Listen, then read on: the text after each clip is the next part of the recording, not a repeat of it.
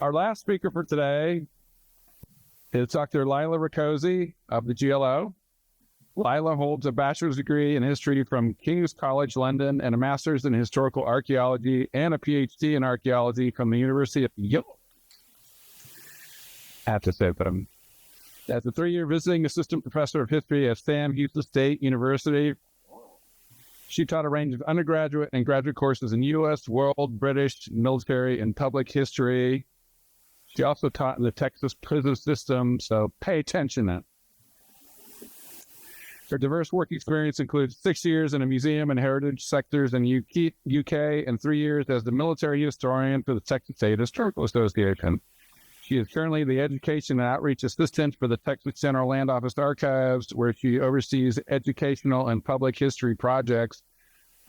She's doing some great things. She is going to talk about public history and the Texas General Land Office Archives and Records. Please welcome Dr. Rakoczy.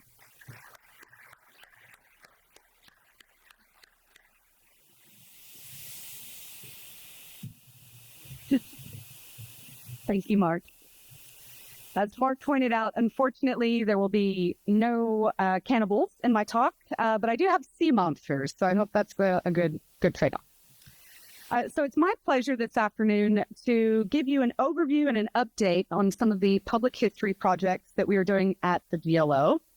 It's not in the title, but I'm also going to sneak in a few educational activities, K-12 level and otherwise, just because there's, as many of you know, there's a lot of overlap between public history and, of course, more conventional history at the K-12 level. Right. So I'm sure most of you are already familiar with us, but if you're not, the Texas General Land Office is the oldest state agency in Texas. It was established in 1836 and began operating in 1837. As has been already pointed out earlier today, we are the custodians of about 37 million items, give or take, and about 45,000 maps. My understanding is roughly about 42,000, I believe, of those are digitized and available online, and you'll be seeing a bit more of that in a moment. On average, we scan about 20,000 items per month. So just would like to toot our horn a little bit. I think that we have one of the most robust digitization programs in the state, which brings me to the point of my talk, which is some of the great material that we have to draw from here at the GLO. So if you're not familiar with the collections, we have among that 45,000 some pretty diverse collections.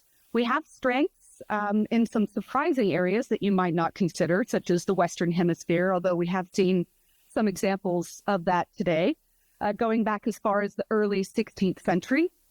We, of course, have North America, as you'd expect, also the United States, American West, and so forth. So again, this is just an overview of the kinds of materials that we have to play with when we want to do public history projects.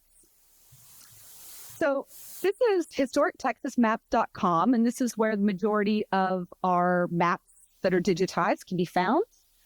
If you have not yet explored this website, I would strongly encourage you to do so. And in fact, this is one of those rare presentations where, as a presenter, I will not mind if you are looking at your phone while I am talking. So in particular, the two things that I'll be looking at more closely and sharing with you can be found in the showcase section of historictexasmaps.com. So in the interest of time, I'm going to focus on two broad categories. And the first one is Texas Hidden History, and this is our Arc-GIS StoryMaps project. And the other one will be our GIS Educational Maps. And as you'll see, there's a lot of overlap between these. Our story maps, as you'll see in a moment, are much more complex. They're longer, a lot more moving parts to them. And in all of our story maps, I believe this is what I'm about to say is true, we have an original GIS map in them. I think that's right. Okay, without further ado, what is GIS?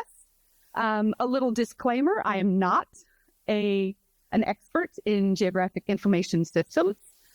We do have an expert within archives. However, we do work very closely with another division within the GLO, the Geospatial Technology Services team.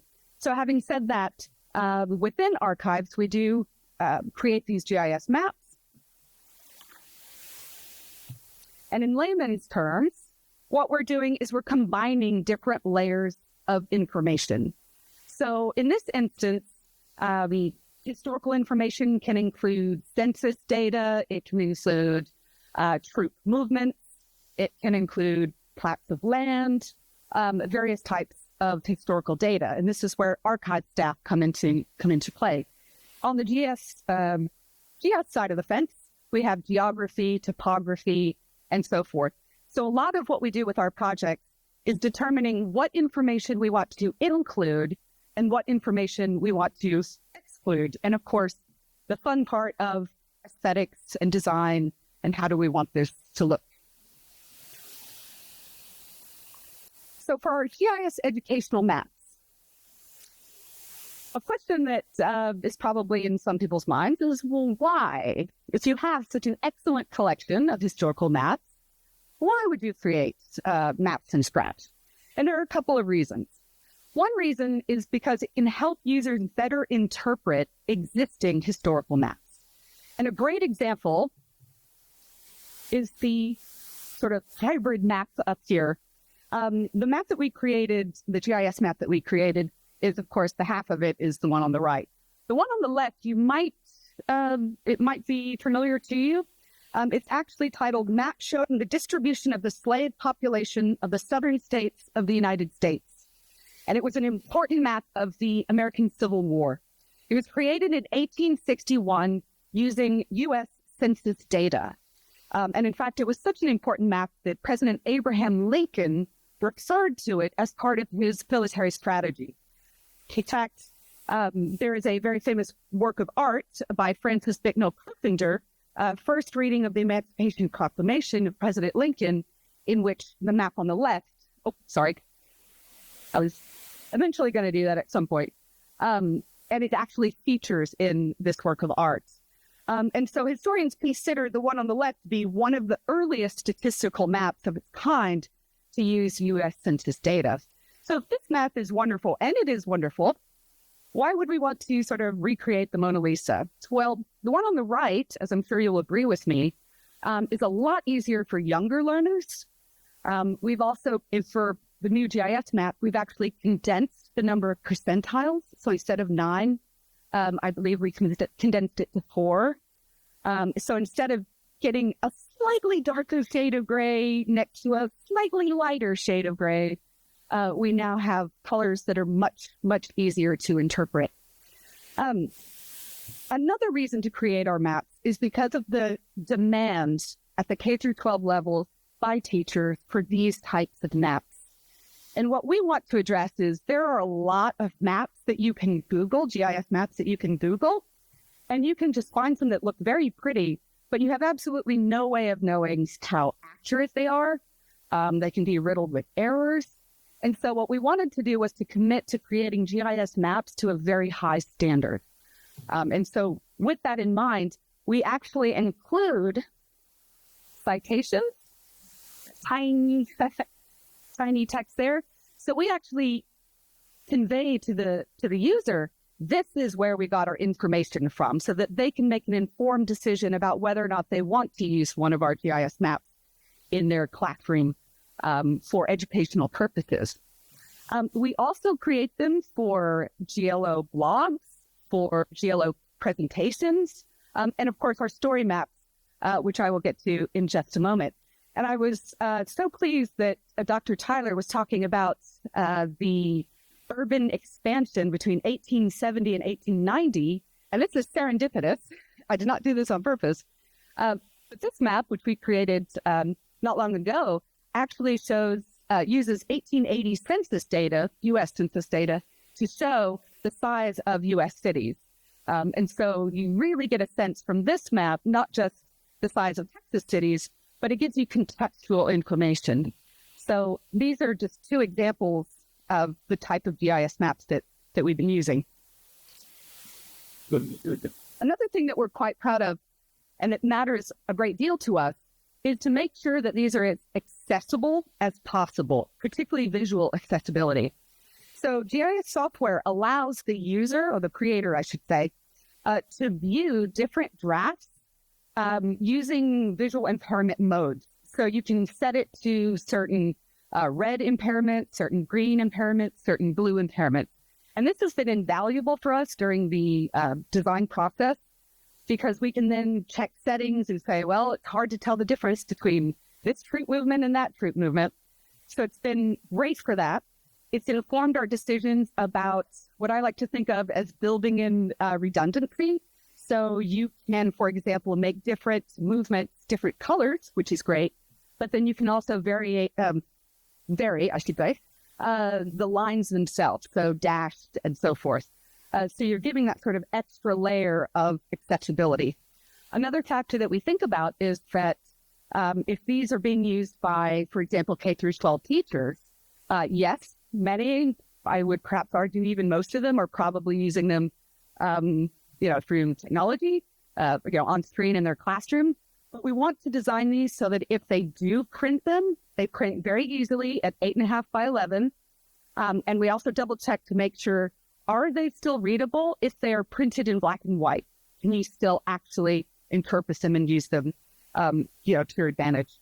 And so, this is something that we take very seriously. And here you can see this is an early draft of one of our maps, Texas Revolution, 1836. This is not the final draft, but this was early on. And I don't know if you can make that where you're sitting, but there are different variations of sort of green and red and so forth.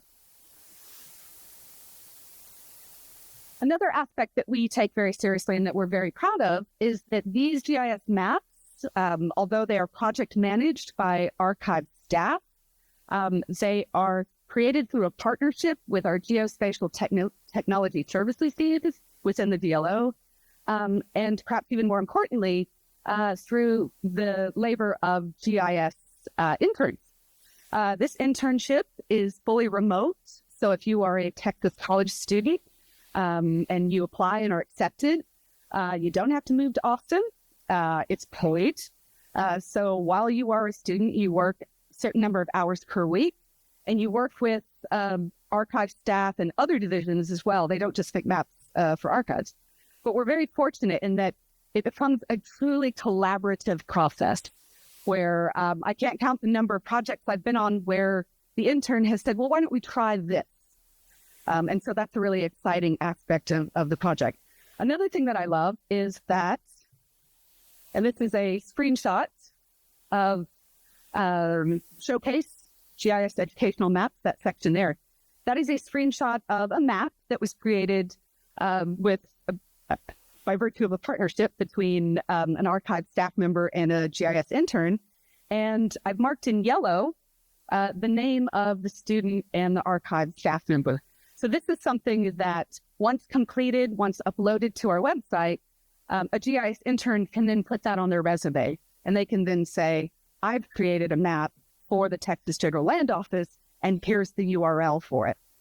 And in some cases, they not only make one map for us, they make two. So we just uploaded our latest map as of yesterday. And that particular intern completed 2 GIS maps during his internship. So we're quite excited about that. It builds invaluable experience for them. They've gone on to incredible things. Some of our past interns have found employment with a range of Texas state agencies, including the Texas Railroad Commission, Texas Health and Human Services, TxDOT, and even within the GLO itself. They've also gone on to do higher degrees at various state universities here in Texas. So a little plug there. If you know of any students that are interested in this, they run annually and applications open each spring. So again, I'm not a GIS expert, but I do want to sort of give you a quick overview of what an Arc-GIS story map is. And you'll notice before I sort of explain some of the component parts, that there are various devices in this image. And that is because it is designed to work, whether you are looking at it on your phone, a desktop, a tablet, you name it. And essentially a story map, and in this case you use Arc-GIS, which is just a type, but a story map is a way of storytelling on an online platforms using GIS technologies. And it can be as simple or as bells and whistles as you would like it to be. It can include, obviously, text, maps, photographs, sketches, and even multimedia content. And in fact, one of our story maps does indeed contain multimedia content. They are interactive, and I'll show you a couple examples in a later slide. And the idea is to make the content that you are sharing visually engaging. So we've all been, or at least most of us in this room can remember sort of the websites of the bad old days where a lot of block text, a lot of scrolling. The idea is to get away from that and actually engage the user. Have them click on something and something pops up with more information. Have them slide something across the screen and they get additional information. Or they are prompted to look at something from a different perspective. And I'm sure you're all familiar with the original historical map, and then you slide it, and then you see what it looked like today. That's just one example among many of how you can make these story maps interactive. So as we started to create more of this content, more of these story maps, we realized that actually it's probably a good idea if we have some consistency. The last thing we want is for one story map to be used in one font and another story map to be completely different in sort of look and tone. So we early on created a handbook and style guide. It's not a dead document. We periodically update it as the technology changes or as we encounter new issues that we need to flag up. And at the moment, this handbook and style guideline is for internal use within archives and project managers. And it's mainly to just kind of remind them, this is the font that we want to use. This is how we want to cite. This is where we want to place the hyperlink. And since I mentioned cite, I do want to add that all of our story maps, unlike many that you can find out in the wild, are fully cited. So you will have images. All our images are hyperlinked where we can. In the citation section, we actually put the name of every image that we use. And we actually also include an explore further section as well. So we do our best to try and be as transparent as possible about where we get our images and our content. Right. So we have too many for me to actually go through and sort of demo for you. This is just kind of a list of the ones that we currently have. And by that, I mean the ones that are published online that you can look through. Topics are very diverse. They range from the 18th century to the 20th century, which for Texas, I think is pretty good in terms of story map topics. We've got San Felipe de Austin, East Texas oil boom, how Austin became the permanent capital of Texas. It's an interesting sort of moving around there, a lot of history there that I don't think people are familiar with. Yellow fever in Texas, we recently showed, or say over the summer, we showed this to some of the teenagers that were visiting, and they were deeply interested in the gory pictures of people vomiting and sickness. So we had some cred with the teenagers there on that one, I think. 18th century travels in Texas, as we heard earlier about La Salle and the French. This was a very interesting story map of a French traveler in Texas, and quite a few others that I encourage you to check out and explore. I've got a few examples to show from the last two that we published. The first one, the booming Great Depression inside the East Texas oil field of 1930 and 1945. And as you can probably surmise from the topic, this story map is about the interesting sort of juxtaposition of Texas during the Great Depression, which you associate, of course, with hardship and economic deprivation with the oil boom that was going on in in the northeast part of Texas because of the discovery of oil there in 1930s. I mentioned that one of our story maps has a multimedia component to it. This is the one. We actually have a song that was performed by the musician from 1930, I believe it's 1933, about the oil field. So it was something that he wrote and sang about. All of our story maps are based in, we take some sort of foundational document or map and we build from there. For this story map, for this story map, you can see in the corner, this was a 1933 map by Ed Ray. And what we did for this map is we essentially built component parts from it. And I'll get back to more of that in just a moment. But I want to share with you, again, GIS maps. We create at least one per story map if we can. And we typically use primary and secondary sources. So in this case, we have a photograph from I believe it's Library of Congress, as well as a document that was found that is a report from the time period detailing all of the stops that built along the Big Inch and Little Big Inch pipelines that were created to get oil from Texas, East Texas, to the American East Coast to avoid German U-boats that were prowling. This was one of the early ones we did, actually. Okay, so the component parts here, there in the middle, you can see Walter Davis, his version there of Oil Field Blues, I believe it is. We also heavily used photographs.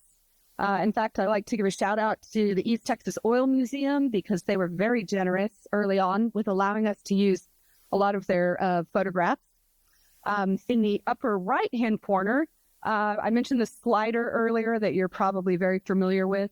In this case, we had a slider, and these were two maps from our historical, map collection. On the left is what the map from 1933, I believe it is. And on the right is just a few years later. And when you slide it, you can actually see from the map the massive growth in the oil field as they made further discovery. Down at the bottom, here, you might be wondering, what is that weird looking thing? We actually geo-referenced the map, the 1933 Ed Ray map, with a current map of that part of Texas. And so you can actually see these are the known borders of this of the oil field. And you can zoom in, and as you zoom in, it pulls up text that's relevant to each of those oil strikes. One of my favorites there, you can see what looks to be a mural. That's because it is a mural. This is a mural that is in it was in one of the post offices that was created as a result of the New Deal. So this is very much a Great Depression, New Deal story, just as much as it is an East Texas oil boom story.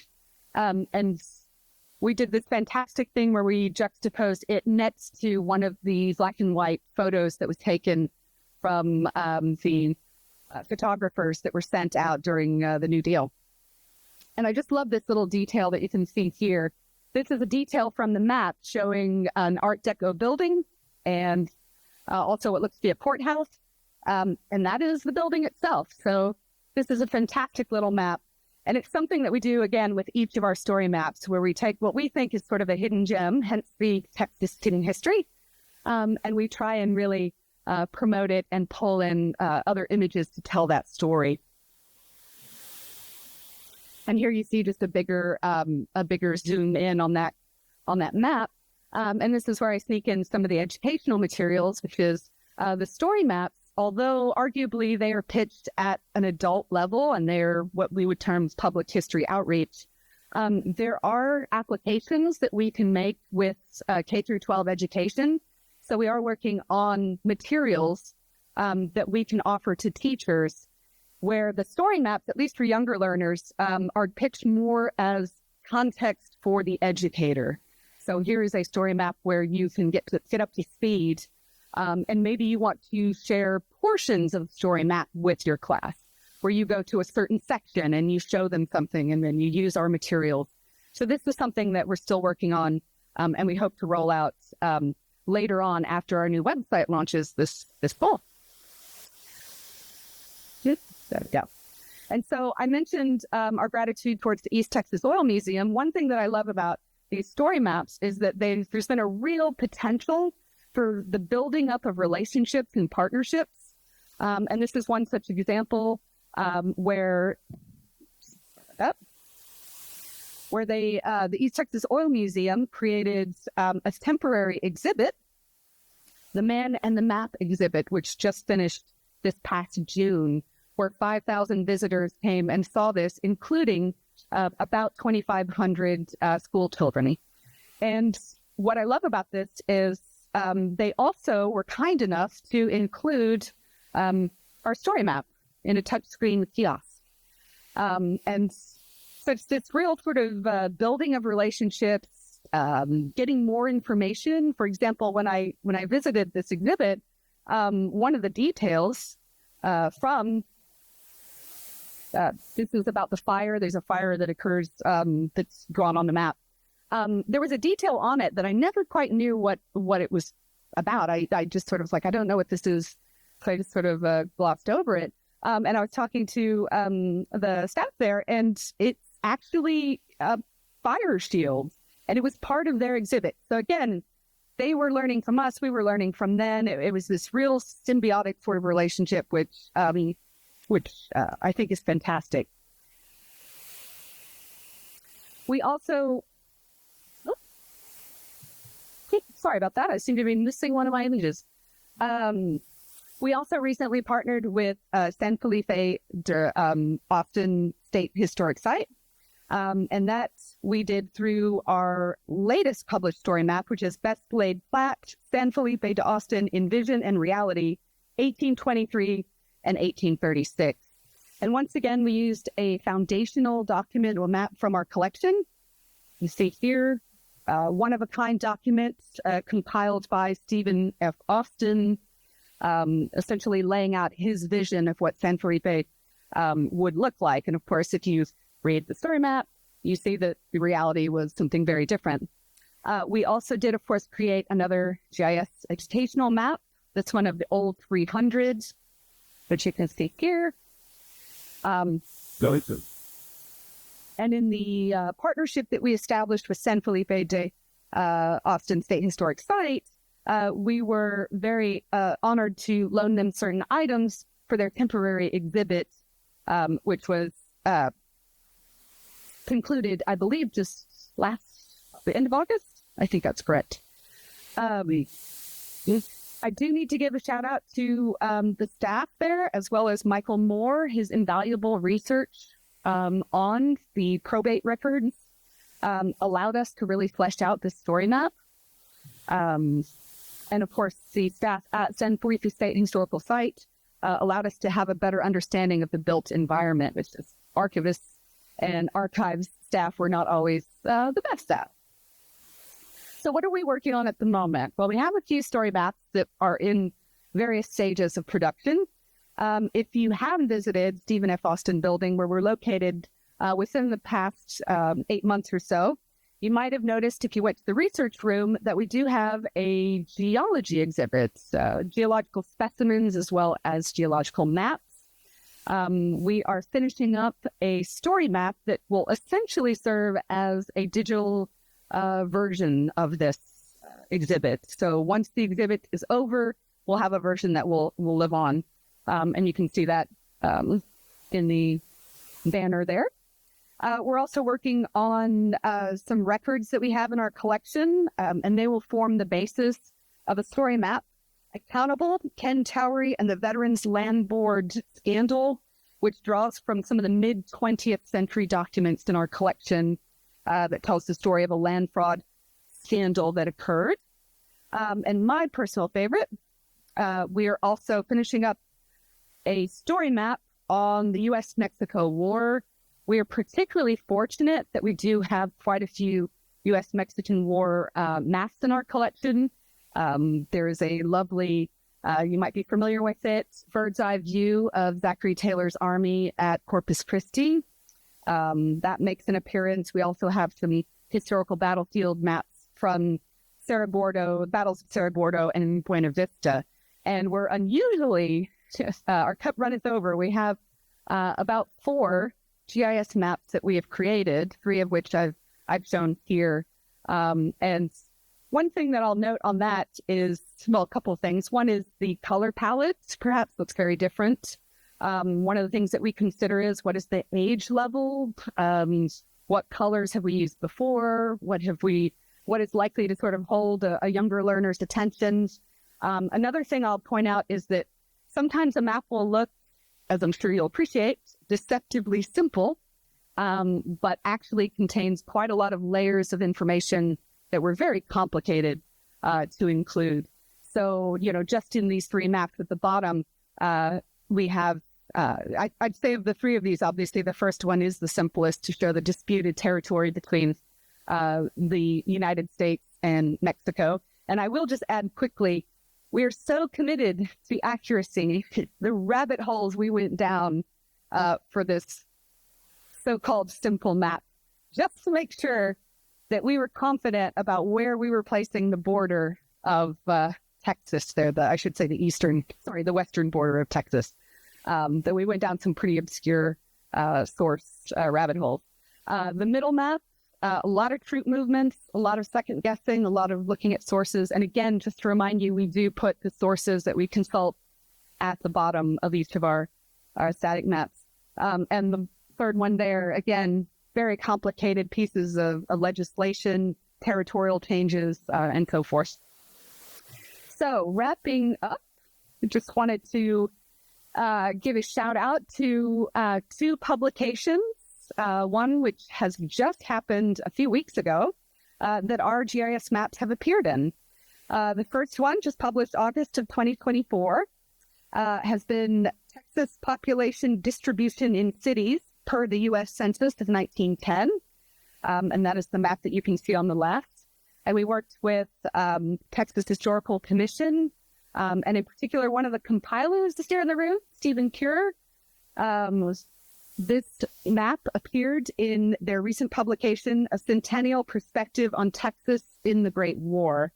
And it's next door to sale if you wanted to buy it. But we also have another upcoming publication.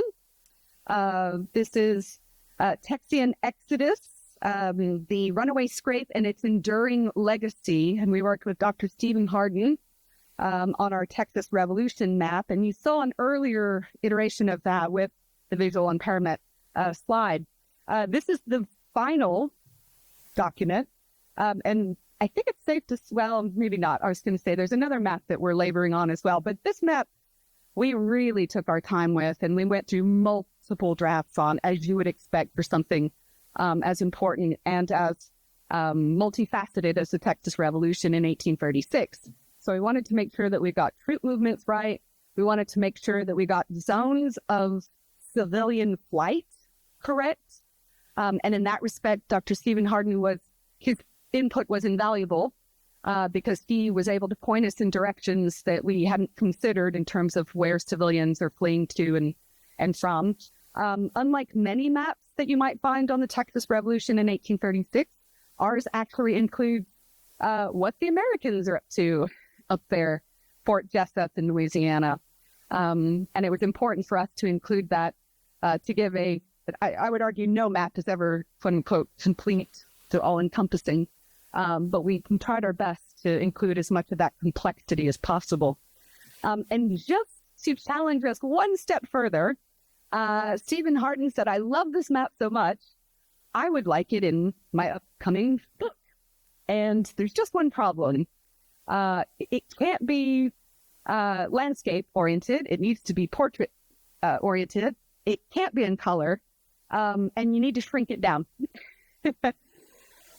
And I personally thought there's no way. But we have some incredible staff here at the GLO. And we pulled it out of the bag. And so you can see on the right here, this is indeed a portrait orientation, black and white, much reduced in size. And I would argue it still contains the vast majority of content that the original does. And we also include both of these in the map store. So if you are an aficionado of black and white GIS imagery, we got you covered. So these final examples, I just wanted to include because I wanted to show a couple of things. The first one is, again, applications for lessons. My colleague and I, a few months back, did a fourth grade lesson plan at a school in the local area. This was geared at the fourth grade level, and we utilized our new GIS map. So we started off showing the kids, we were in the library, we had it pulled up on a giant monitor, and the beauty of it was in March. So we were able to kind of say, oh, the Alamo has fallen. So the Mexican army is advancing, so civilians are going to need to go. And we'd asked the teachers, can they hold on to their backpacks? And the teachers agreed. So these poor kids have their backpacks with them. And we put them on one side of the library room, and we simulated Texas rivers. And we put the rivers in the approximate location, or distances, I should say, that they were on the map.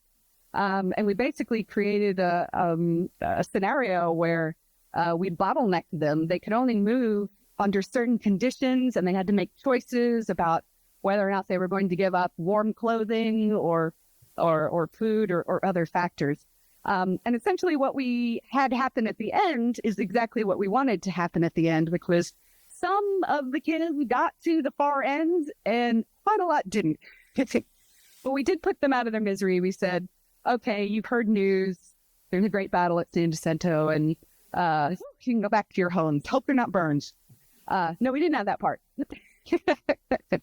But it was very exciting, and it was a lot of fun, and it was a great application of, just because something is a static map doesn't mean it has to be used in a quote unquote sort of dull or, boring way, I should say.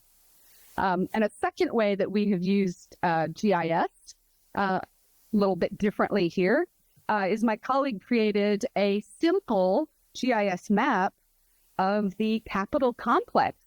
So that mall out in front of that lovely mall that's now there in front of Stephen F. Austin building. And we had two dual language classes come, and we created, like I said, the simple GIS map, English on one side, Spanish on the other. And we broke them into two, and we challenged them to recreate the Capitol Mall on the floor. And we gave them materials that they could use, yarn, construction paper. One student asked me, do you have any glue? And I thought, no. Definitely not giving a fourth grader glue to use near our floor. And we basically said, okay, here is your map.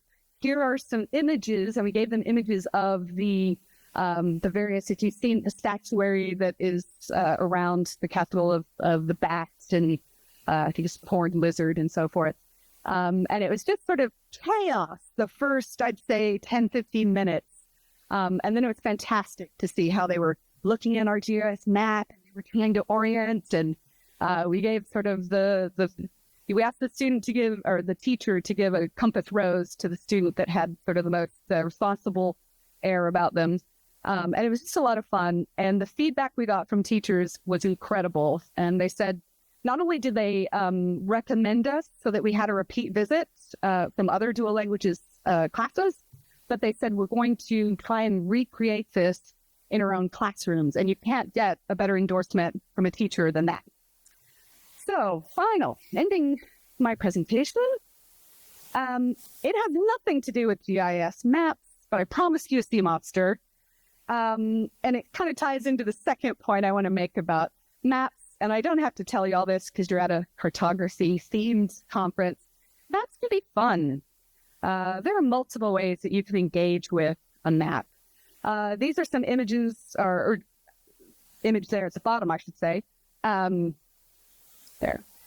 My colleague and I went to the GLO Coastal Roundup in June of this year in Corpus Christi.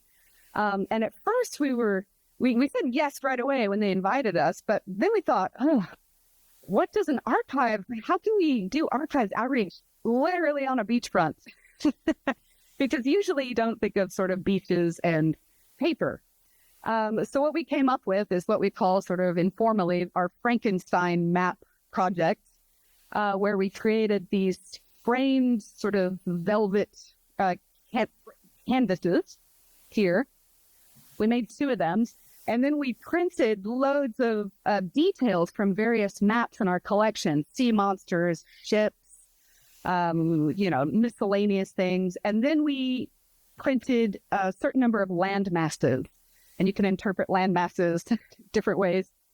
So we printed, and these were all from GLO collections, but all of them in some form or fashion, or all but one, contained the Texas coastline. And we put velcro on the back. And then we gave the kids free rein to pick whatever they want and to stick them within the frames. And what was lovely is not only did the kids get really excited about creating their own map, but we would encourage them to tell us a story about their map. And so it was often, the sea monster is attacking, but this woman in a bikini on a seaboard or on a surfboard is protecting, just really fun, really fanciful time. And so, you were really excited about the reaction that people had to interacting. And we had, I'll leave you with this. You were given a copy of these in your registration packet. This is just a bit of whimsy, a bit of fun, at least at first glance. But we are creating kids' activity sheets that utilize the GLO Archives mascot, Boone the buffalo. And the concept is that it's a single-page activity that engages the user in something creative or in something intellectually stimulating. So for the creative side, we will show them a detail from a map, and we will begin the activity with a broad explanation of a concept that's relevant to the detail. And then we move into, okay, now we're going to tell you more about the detail in this map. And so it really kind of brings the broad into the narrow, into the archive itself. And then we challenge them to do the activity, which is the drawing, the coloring, the maze, and whatnot. And we include a QR code so that, and also the URL, if they're using it on a laptop, so that they can then go back and see what the original looked like. So in some cases, we challenge them to compare your work of art or your coloring job to what the original looks like. And we're very excited. We've got 19 of these. We're going to keep expanding and trying different themes. And that is all I have for you. Thank you.